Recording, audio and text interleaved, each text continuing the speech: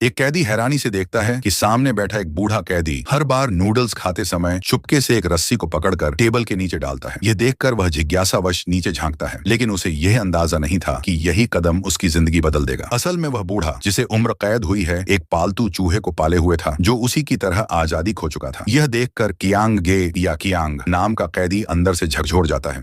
वह नहीं चाहता कि उसकी जिंदगी भी यूं ही बीत जाए, इसलिए वह एक पागलपन भरी योजना बनाता है। वह चुपके से अपने जूते पर चम्मच को रगड़कर उसे नुकीला बनाता है, फिर अपने एक साथी की मदद से जेल के औजार बदल देता है और एक्स्ट्रा चम्मच चुराकर अपने सेल में लौट आता है। वह एक डिब्बे में माचिस और चम्मच के हिस्से डालता है, फिर नेल कटर खोलकर उसमें से ब्लेड निकालता है और एक सिक्के को पीसकर जलने योग्य पाउडर बनाता है। इन सब की मदद से वह एक अस्थायी खुदाई औजार बना लेता है। वह खुदाई शुरू करता है, लेकिन जल्दबाजी में उसकी ब्लेड नीचे गिर जाती है। गनीमत है कि जेल का गार्ड आंखों से कमजोर था और कुछ देर बात करने के बाद चला गया। खुदाई करते समय उसे लोहे की सलाखें मिलती हैं जो दोनों तरफ से वेल्ड की गई हैं। अगली सुबह वह सिलाई मशीन की मरम्मत के बहाने वर्कशॉप जाता है और वहां से एक और औजार चुराता है। एक बार तो अलार्म बज उठता है, लेकिन वह अपने जूते के तलवे में छिपाया हुआ पुर्जा बचा लेता है। उसी पुर्जे से वह लोहे की ग्रिल को तोड़ने में सफल होता है और देखता है कि पाइप के सहारे छत तक चढ़ा जा सकता है। वह यह राज अपने भरोसेमंद साथियों के साथ साझा करता है। छुपाने के लिए वह अखबार और मिट्टी से नकली सिर बनाता है जिस पर इंसानी त्वचा जैसा रंग चढ़ाता है और अपने शरीर के बाल लगाकर उसे और असली दिखाने की कोशिश करता है। इसके बाद वह अकेले रास्ता टटोलने निकलता है। तभी एक गार्ड आकर दूसरे कैदी से बात करने लगता है और गलती से उसकी लाठी गिर जाती है। उसे उठाते समय गार्ड को शक होता है और वह हाथ डालकर चेक करता है, लेकिन कियांग समय रहते लौट आता है। अब उन्हें नई चुनौती मिलती है। पाइप बहुत ऊंचा है। साथ ही अजय कहता है कि उसका नकली सिर तैयार है और मदद करेगा। रात में अजय की मदद से कियांग ऊपर चढ़ता है और देखता है कि वहां एक इलेक्ट्रिक सॉकेट है। अब उन्हें बस एक इलेक्ट्रिक ड्रिल की जरूरत है। अगले दिन संगीत कार्यक्रम के दौरान कियांग को मंच पर लगे पंखे से आइडिया आता है। वह चुपके से पंखा उठाकर अपने बॉक्स में रख लेता है, फिर एक पुराने कैदी से वर्कशॉप से ड्रिल का हिस्सा लाने को कहता है। अजय की मदद से वे ग्रिल के सभी कील निकाल लेते हैं। अब बस लाइफ जैकेट की जरूरत थी। इसी बीच जेल अधीक्षक अचानक निरीक्षण पर आता है और कियांग का कमरा भी जांचता है। वह सूटकेस उठाता है जो पाइप के मुंह को ढके हुए था, लेकिन नकली सिर इतनी सफाई से रखा था कि कुछ भी शक नहीं होता। कियांग दोस्तों को खबर देता है कि आज रात ही भागना पड़ेगा। रात में सब अपने नकली सिर बिस्तर पर रखते हैं और खुदाई किए हुए सुरंग में घुस जाते हैं। गार्ड को शक तो होता है, लेकिन नकली सिर देखकर वह धोखा खा जाता है।